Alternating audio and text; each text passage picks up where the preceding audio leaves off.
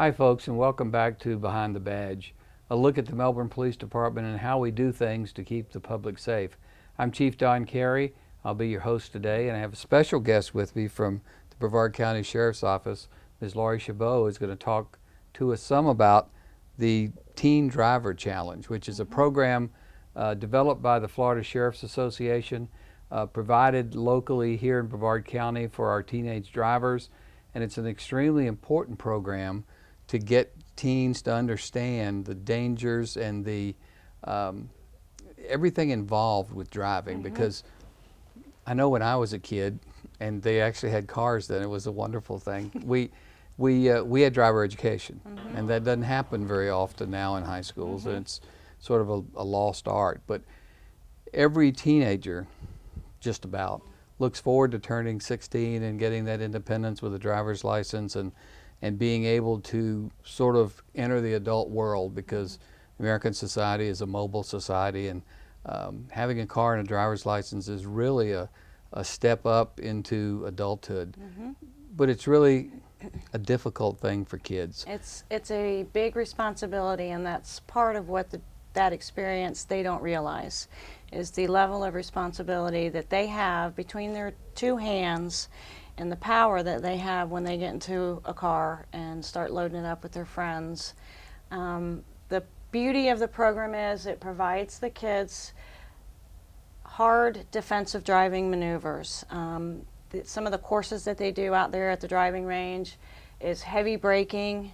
They feel the fear, the panic, the first time your back end of your car starts to spin, or you start to feel loss of control of your car, and you get so scared and you panic and you overreact, and so they get to feel that out in these courses, so that hopefully the first time they're on Wickham Road or Babcock or wherever, and that happens to them, they hit a patch of water or they hit some gravel and they start to lose control of their car because of what they've done in the class, they'll know how to handle it. They won't panic as much. Well, pretty much. Teenagers die in traffic accidents at a rate higher than any other death for teenagers between 16 and 24. And most of those deaths are entirely preventable. Kids get in cars and they get distracted for whatever reason. We've had cases in our police department. I spent some time as a traffic homicide investigator in my career. Kids putting CDs into CD changers, dropping something on the floor and reaching over to pick it up and taking their eyes off the road, having 4 or 5 other teenagers in the car and talking and getting involved in conversation and laughing and joking and not paying attention to the road. And the all-time favorite is texting while driving, which has become a real problem. What does your program do in regards to teaching kids about keeping focus on their driving? One of the things that we do, the first 4 hours, the program is a day and a half, 4 hours in the classroom, 8 hours at the driving range. The first 4 hours is all classroom, and a lot of the discussion that the deputies get into is about the distractions. The next day, one of the maneuvers that we do during the lane evasive course, we do a piece of it with the cell phone. The course is a straightaway with a left or right option. They have to make a last-minute decision whether to go left or right, staying within the cones. And we do that with a cell phone. I get on the cell phone with them, and I will engage in conversation as they're driving straight and trying to preoccupy their mind. And then just as if something were to happen and they had to make a quick decision, I will tell them left or right. And they have to decide, readjust, get out of that conversation, hear what I said first, then react to it. And, you know, reaction time, we know it's a second and a half or up to 3 seconds later, and that car go left or right. Invariably, they blow over a lot of cones because, and the comments I get back from them is, okay, we got your point.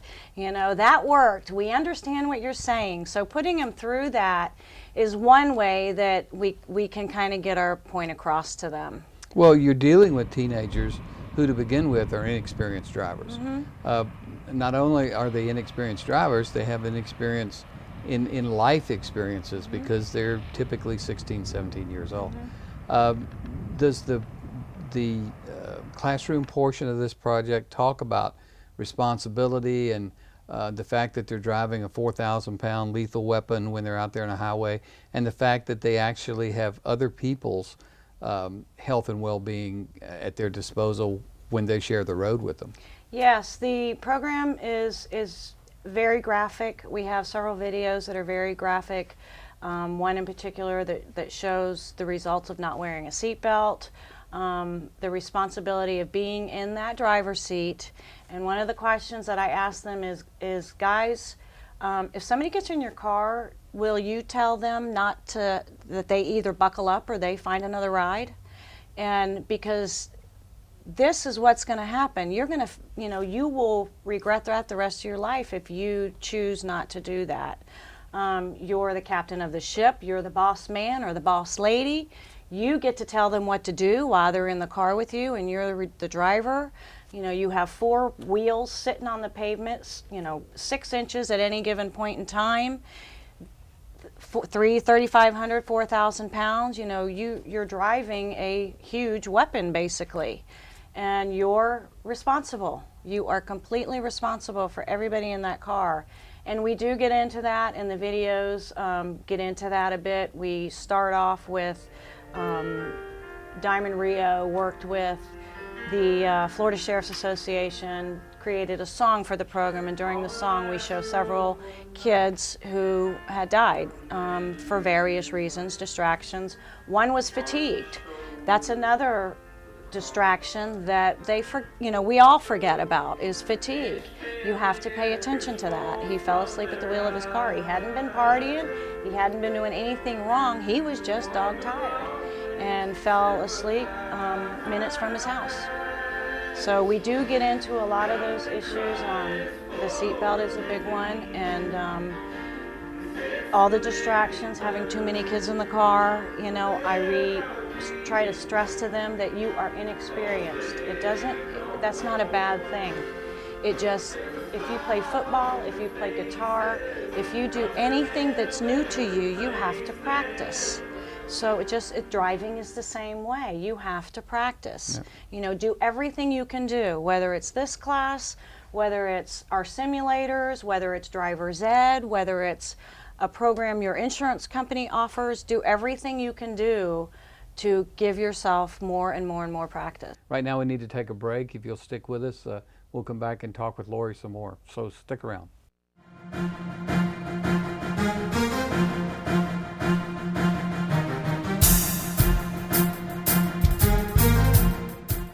We're speaking with Detective Barbara Bergen of Crime Line. Barbara, how can we ensure our personal safety as we travel around Great Orleans? We encourage everyone to stay alert and always be aware of your surroundings. Send the message, you're calm, confident, and know where you're going. But trust in your instincts. If something makes you uneasy, avoid the place or person. Know your neighborhoods and your workplace. Stay in well-lighted and well-traveled areas. Don't flash large sums of money, and always carry your purse close to your body. Use ATMs in the daytime. Have house or car keys readily available. Avoid parking in isolated areas. If you think you're being followed, go to the nearest police, fire, gas station, or other open business for help. If someone does try to rob you, give up your property. Don't give up your life. If you have information about a crime, call 800-423-TIPS. I'm John Walsh, host of America's Most Wanted. Since 1988, I've worked with the public and law enforcement to bring closure and justice to the victims of crime. During that time, I've seen firsthand how well-trained law enforcement officers can make our cities and communities a safe and secure place to live. Behind every patch, there's a trained professional, a guardian of public safety, a defender of justice and fairness, a first responder to all types of emergencies, a person committed to make their community a better place to live, work, and visit. If you're looking for a career where you can make a difference and you have the necessary integrity, honesty, discipline, and commitment, consider a career as a law enforcement officer in Brevard County, Florida. Call or visit the Brevard Criminal Justice Center on the Melbourne campus of Brevard Community College for further information and requirements. Women and minorities are encouraged to apply. And remember, you can make a difference in Brevard County.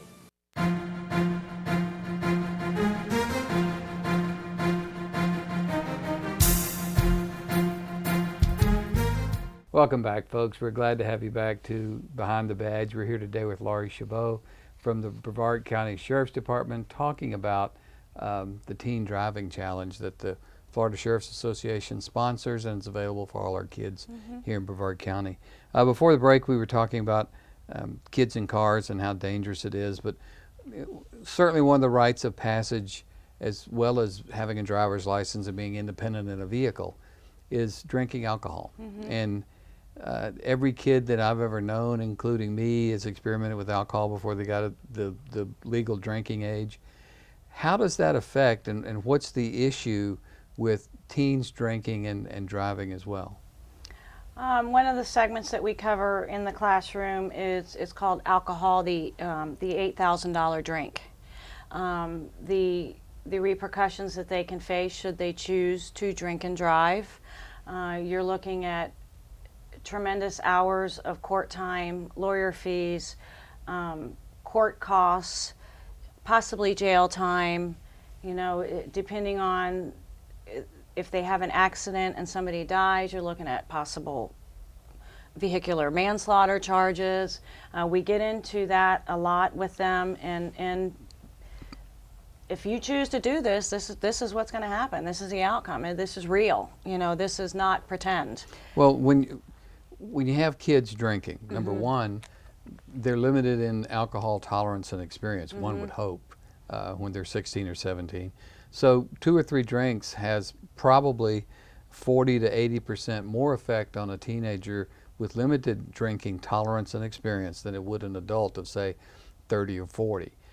When you combine that with limited experience behind the wheel, it's almost a lethal combination when a kid's reaction time has doubled because of 3 drinks, when lighting conditions are poor because of the darkness, and there's 4 or 5 more in the car laughing and having a good time. It's just a recipe for disaster. Absolutely, it is a recipe for disaster, and that's something that we cover with them. Parents need to talk truthfully and honestly with their kids about the responsibilities of driving as well as the responsibilities of drinking. The two don't mix. And parents have to be able to sit down with their kids and talk about those things so that they understand what their responsibilities are in that area.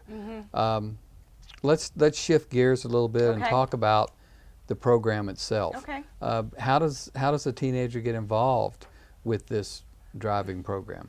The program is available to anybody with a restricted license or their regular operator's license, and is a Brevard County high school student, whether it be public, private, homeschooled, it doesn't matter. It's free of charge for all of the students. You can register on our website at brevardsheriff.com. We have information available at various other locations. Most of the schools have them, driver's ed programs, the SROs. You can contact your SROs at your schools and register online that way.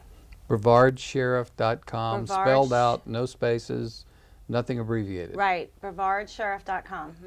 And well, that's tremendous that it's a free program. It's a free program, yes. How many students have gone through the program so far that you know of? I will say 150 plus. 150 plus have graduated since we started last May. And we've had 18, 19 classes. We currently are scheduled throughout 2009. We have roughly 2 a month. Space is still available? Space is still available. The April one is full, but after that, space is available. We have anywhere from 13 to 15 kids in the class, and all the instructors are sheriff's deputies, certified driving instructors, and they're in the vehicle with them at all times. Students bring their own vehicles to the class, and the reason for that is because we do such heavy maneuvers in the class, we want them to do this in the vehicle that they're going to be driving. So they become very familiar and know their vehicle. Knowing their vehicle, we feel, is very important. Can you talk a little bit about the exercises that and the actual movements that the kids go through in the cars? After the Friday night, one of the things they talk about in class is knowing your vehicle. So the first thing they do when they come out Saturday morning at the driving range is a vehicle inspection. The deputies go through, they lift their hood, they go through, they check their oil, they check all the fluid levels in their car, they look at their tires, they check the pressure in their tires, they show them how to look for bald spots, basically, and make sure that the vehicle is in good condition to do the exercises that they're going to do throughout the day. And for some kids, that's the first time they've been exposed to that, isn't it? Oh, I've had people say, I don't know where the oil stick is. I don't know how to open my hood. So, yeah. So Well, sometimes opening a hood can be tough. So yeah, for some of them it is definitely a first-time experience. But so they go through that. They check the inside of their vehicle to make sure there's nothing in there that can harm them when they're slamming on their brakes and skidding around. Backpacks, something that they hadn't thought about before, many of them, is flying objects within the vehicle. Well, the fact of the matter is, when you're doing 60 miles an hour and you slam on the brakes, that backpack's moving at 60 miles an hour towards the back of your Absolutely. head. So That's it can be a lethal weapon. Yes, that's right. So once they've done that, they start with the courses. The first one is a figure 8 course, and they practice shuffle steering, which they learned how to do in the previous evening. And shuffle steering is moving